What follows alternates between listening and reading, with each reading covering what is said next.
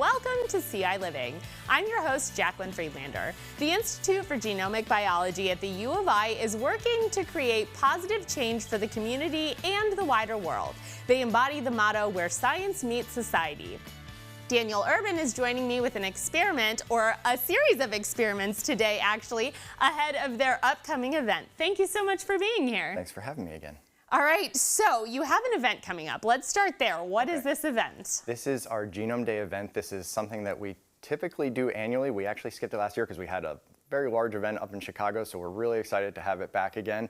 And there's 2 different dates for that. The first is this Saturday at the Champaign Public Library from 1 to 4.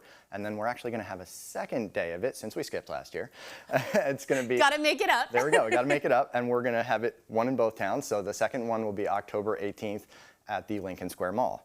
And this event will have 12 different hands-on fun science activity stations set up. You can try your hand at a lot of things, including learning about bee vision like we're going to do here today. There'll be stations where you can check out some really cool microscopes, where you can try some of the games that we've designed to teach you about animals and their offspring.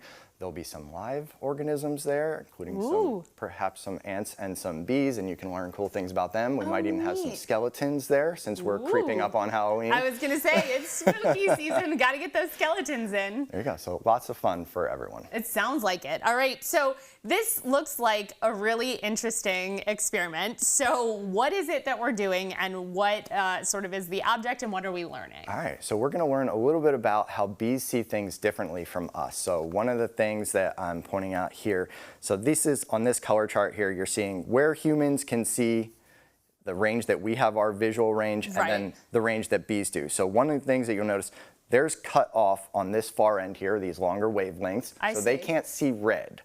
Basically. And that's what this first experiment is about right here. So you're looking through this light box. I know all you see is a black box here for the folks at home, but I assure you, there are Skittles scattered in here. Oh, there we go. That's what I'm going to be looking at here in just a minute. So we've got lots of Skittles scattered in here, and I'm going to have you look through that red light filter right there and just sort out for me how many different piles of colors you see. Just reach through that little line there and see.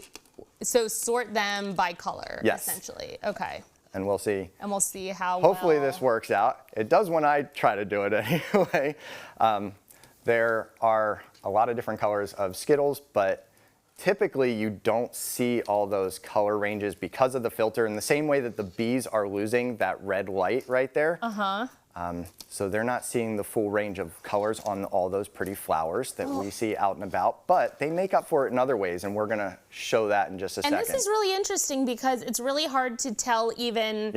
I have 3 piles in here, but 2 of the piles to me actually kind of look very similar. Here, I'll pull them a little bit forward so we can see them better in the camera, what I've sorted out. So So we see 3 distinct colors through that filter. Now, if we peek underneath of here, what you'll see. Oh, look at that. But we actually have 5 colors in there, right? So I have my purple and greens together. I've managed to group my yellow and orange, and then I have the red.